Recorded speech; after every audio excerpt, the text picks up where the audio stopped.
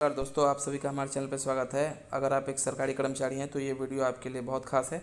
इस वीडियो को शुरू से लेकर अंत तक देखें। दोस्तों, आप इस तरह हो सकते हैं कई करोड़ों के मालिक, और ये बिल्कुल सही बात है। मैं आपको 3 ऐसे तरीके बताऊंगा जो आपको अपनी लाइफ में अप्लाई करना है। उस तरीके से आप रिटायरमेंट तक खुद फाइनेंशियली फ्री हो जाएंगे और अपने फैमिली को भी फाइनेंशियली सेफ रख पाएंगे।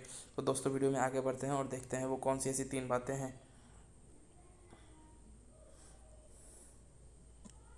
सबसे पहले हम बात करेंगे टर्म इंश्योरेंस के बारे में। दोस्तों, टर्म इंश्योरेंस जो है बहुत सारी कंपनी ऑफ़र करती हैं। एलआईसी ऑफ़र करती है, ICIC Prudential, HDFC Life, SBI Life offer करती हैं। उनका ईयरली प्रीमियम जो होता है 19,700 रुपये का होता है, जो एलआईसी का है काफ़ी ज़्यादा है। ICIC Prudential Life insurance private company है, एचडीएफसी लाइफ, एसबीआई लाइफ। आप इनमें से किसी भी कंपनी में अगर आप चाहें तो टर्म इंश्योरेंस खोल सकते हैं। टर्म इंश्योरेंस में दोस्तों होता यह है, ये 30 साल से 35 साल तक का होता है। लेकिन अगर किसी कारण से पॉलिसी होल्डर का डेथ होता है तो उनके फैमिली को 1 करोड़ रुपए तक का भुगतान किया जाता है कंपनी की तरफ से। अगर आपने पॉलिसी 10 से 15 साल तक कंटिन्यू रखा है तो ये 1 करोड़ की राशि 1.5 करोड़ और 2 करोड़ तक जा सकती है। तो दोस्तों, और वीडियो में आगे बढ़ते हैं और देखते हैं। अभी हम बात करेंगे पीएलआई स्कीम के बारे में कि ये पीएलआई स्कीम है क्या। पीएलआई स्कीम दोस्तों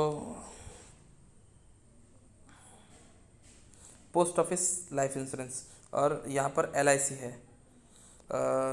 एलआईसी इंडोमेंट प्लान, फिर पीएलआई इंडोमेंट प्लान। यहाँ पर दोनों चीज़ की तुलना की हुई है। आप यहाँ पर देख सकते हैं कैसे इन दोनों का कंपैरिजन किया हुआ है। यहाँ पे अगर आप टोटल में देखें तो आपका अगर सम एश्योर्ड 10 लाख का है तो मेच्योरिटी होने के बाद आपको यहाँ पे 2,37,000 रुपये का एक्स्ट्रा फ़ायदा होता है ना। तो ये जो है पीएलआई को एलआईसी के स्कीम से बेस्ट बनाती है। अब दोस्तों, आपकी चॉइस है, आपको एलआईसी के साथ जाना है या फिर पीएलआई के साथ जाना है। पीएलआई जो है आप किसी भी पोस्ट ऑफिस में खोल सकते हैं, और अगर आपका ट्रांसफरेबल जॉब है तो आप नज़दीकी किसी भी पोस्ट ऑफिस में इसका प्रीमियम जमा कर सकते हैं। दोस्तों, पीएलआई का जो इंटरेस्ट रेट होता है लगभग वो 7% के आसपास होता है, और एलआईसी का जो इंटरेस्ट रेट होता है वो 4.5 से 5% का होता है। और दोनों में ही आपको लाइफ कवर है, दोनों में लाइफ कवर है। दोस्तों, वीडियो को और आगे बढ़ाते हैं और हम जानते हैं फिक्स डिपॉजिट के बारे में। ये फिक्स डिपॉजिट क्या चीज़ होती है। फिक्स डिपॉजिट में आपको 6.5% तक का इंटरेस्ट मिल जाएगा बहुत आसानी से। लेकिन ये जो है इसमें इसको आप अपना टैक्स सेविंग में नहीं दिखा सकते हैं, लेकिन पीएलआई और एलआईसी को आप अपना टैक्स सेविंग में भी दिखा सकते हैं, क्योंकि वो सेक्शन 80C के अंडर आता है। दोस्तों, बहुत सारी ऐसी कंपनियां हैं जो फिक्स डिपॉजिट में अच्छा खासा इंटरेस्ट रेट ऑफ़र करती है। जैसे आईसीआईसीआई बैंक, वो 6.35 तक का फिक्स डिपॉजिट में इंटरेस्ट रेट देती है। ये इंटरेस्ट रेट घटता बढ़ता रहता है दोस्तों। यहाँ पर आप देखोगे 1 ईयर टेन्योर के लिए, 1 ईयर टेन्योर के लिए, फिर 3 ईयर्स टेन्योर के लिए, 5 ईयर टेन्योर के लिए। ये 1 ईयर का है, ये 2 ईयर का है, ये 3 ईयर का है, सॉरी ये 5 ईयर का है। यहाँ पे देखो आप 6.35 तक का इंटरेस्ट आप आईसीआईसी बैंक से ले सकते हो, जो इन 3 कंपनियों से बेस्ट है। Axis bank, HDFC bank, state bank of India. दोस्तों, वीडियो में और आगे बढ़ते हैं। अब हम जानेंगे म्यूचुअल फंड के बारे में कि म्यूचुअल फंड क्या चीज़ होता है और म्यूचुअल फंड काम किस तरह से करता है। इस म्यूचुअल फंड में हम इन्वेस्ट करके कितना पैसा कमा सकते हैं, कितना % का अर्निंग कर सकते हैं। अगर आप अर्निंग की बात करें तो म्यूचुअल फंड में आप 15 से 20% तक का इंटरेस्ट बिल्कुल आसानी से निकाल सकते हैं। लेकिन अगर आपको इससे ज़्यादा इंटरेस्ट चाहिए तो उसमें थोड़ा सा आपको दिमाग लगाना पड़ेगा। उसमें आपको अप्लाई करना पड़ेगा buy on dip policy. Buy on dip policy का अगर आप इस्तेमाल करते हैं तो जब भी मार्केट नीचे की तरफ गिरा हो, वन मंथ या फिर 2 मंथ, अगर थोड़ी नीचे की तरफ अगर गिरावट दिखे तो उस समय आप ज़्यादा से ज़्यादा पैसा इन्वेस्ट करो। इस तरह आप 25 से 30% का प्रॉफिट जनरेट कर सकते हो म्यूचुअल फंड के द्वारा। म्यूचुअल फंड दोस्तों काम किस तरह से करता है, इसमें अब हम ये देखेंगे म्यूचुअल फंड काम किस तरह से करता है। म्यूचुअल फंड में होता है इन्वेस्टर, जो कि हम होते हैं, अपने पैसे को इन्वेस्ट करते हैं, ठीक है। उसके बाद होता है फंड मैनेजर, जो हमारे फंड को मैनेज करता है, और फंड को मैनेज करने के लिए वो कुछ चार्जेज लेता है, जैसे एग्जिट लोड, ठीक है, जिसे एग्जिट लोड कहते हैं। वो कुछ चार्जेज लेता है। उसके बाद इसकी जो सिक्योरिटी होती है वो हमें देती है सेबी। सेबी हमें सिक्योरिटी देती है कि ये म्यूचुअल फंड सेफ़ है, लेकिन बाज़ार जोखिम के अंदर आता है। अगर बाज़ार में नुकसान होता है तो आपको म्यूचुअल फंड में नुकसान होने के चांसेस हैं, लेकिन काफ़ी एक्सपर्ट फंड मैनेजर होते हैं जो मार्केट के उतार चढ़ाव में बहुत ही अनुभवी होते हैं, और वो आपके फ़ंड को बहुत अच्छी तरह से मैनेज करते हैं। और जब बाज़ार में गिरावट आती है तो वो आपको आपके पैसे को डूबने नहीं देते हैं, इसलिए म्यूचुअल फंड को सेफ़ माना जाता है और सेबी इसकी गारंटी लेती है। यहाँ से आप अच्छा खासा प्रॉफिट अर्न कर सकते हैं। 15 से लेकर 20% तक तो आप आराम से यहाँ पे प्रॉफिट जनरेट कर सकते हैं एनुअली।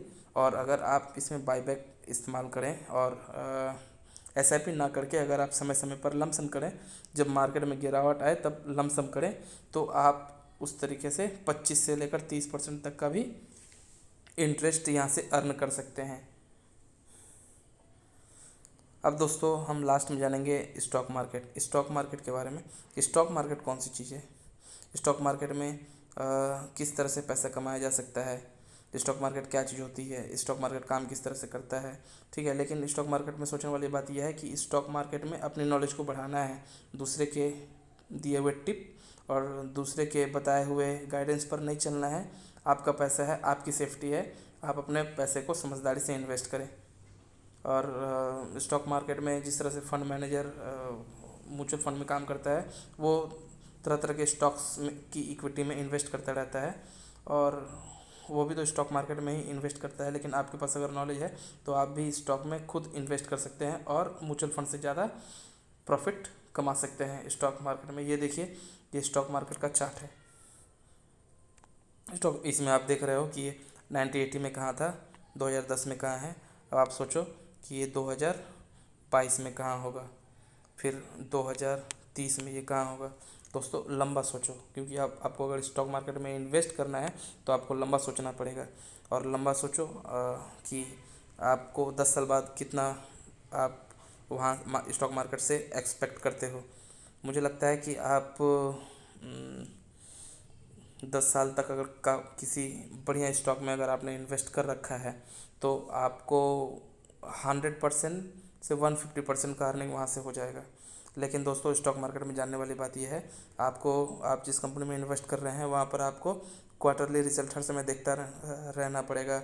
उस स्टॉक का सपोर्ट क्या है वो देखना पड़ेगा, रेसिस्टेंस क्या है, उसके टारगेट क्या है, टारगेट 1, टारगेट 2, टारगेट 3, वो कैसे क्रॉस करता हुआ जा रहा है, किस तरह से वो स्टॉक काम कर रहा है, उसके लिए आपको थोड़ा अलर्ट रहना पड़ेगा और स्टॉक को देखता रहना पड़ेगा।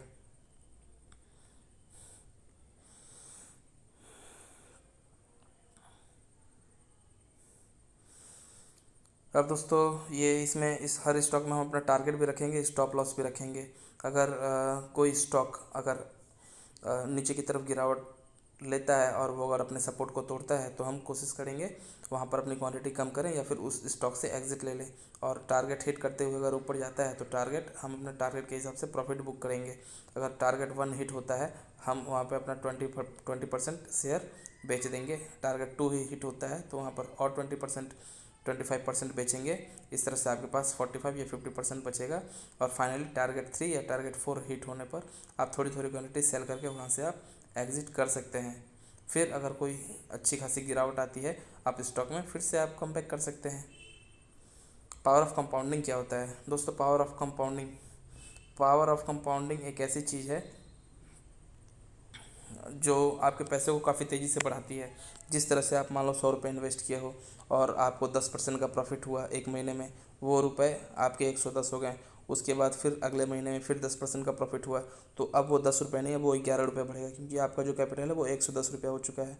तो 110 प्लस 11 121 हो गया। उसके बाद 121 के बाद अगर फिर 10% अगर मार्केट ऊपर जाता है तो फिर आपका 121 रुपया हो गया है। तो तीसरी बार आपको फ़ायदा होगा 12 रुपये 10 पैसे का, और ये जो है आपके 121 रुपये में ऐड कर दिया जाएगा। तो इसी तरह से परसेंटेज तो फिक्स है 10%, लेकिन आपका जो कैपिटल है वो परसेंटेज से भी काफ़ी तेज गति से बढ़ता रहेगा। ये है पावर ऑफ कंपाउंडिंग। दोस्तों स्टॉक में कब बाई करना है, कब सेल करना है, ये भी जानना बहुत ज़रूरी होता है। कब स्टॉक में बाई करें और कब स्टॉक में सेल करें, दोस्तों सिंपल सा फंडा है स्टॉक मार्केट का। ज़्यादा स्टॉक मार्केट को टफ नहीं समझना है। अगर स्टॉक मार्केट में कोई स्टॉक नीचे है अपने सपोर्ट लेवल पे, वहाँ पे बाई करना है, अगर ऊपर है तो वहाँ पे सेल करना है। ठीक है, सिंपल सा फंडा है दोस्तों, बस और कुछ नहीं। और इसके बारे में अपनी जानकारी बढ़ाते रहना है, कंपनी का रिजल्ट देखते रहना है, कंपनी के अपने एम्प्लॉयज़ को कैसे बोनस दे रही है, कैसी सैलरी दे रही है, एम्प्लॉयज़ को कम कर रही है या एम्प्लॉयज़ को बढ़ा रही है, उन सभी बातों पे भी ध्यान देना है। तो आज हम लोगों ने जाना कि हम अपने पैसे को किस तरह से इन्वेस्ट करेंगे। दोस्तों हम शेयर्स में नहीं, हम किसी कंपनी में के बिजनेस में इन्वेस्ट करेंगे और उस कंपनी में हम 1 साल से ज़्यादा दिन तक बने रहेंगे। आप इस बात का कसम खा लो और आप हैप्पी रहेंगे और अपने दिमाग को काफ़ी ठंडा रखेंगे। और हमारे चैनल को दोस्तों लास्ट में आप हमारे चैनल को लाइक करना, सब्सक्राइब करना और शेयर करना ना भूलें। जय हिंद।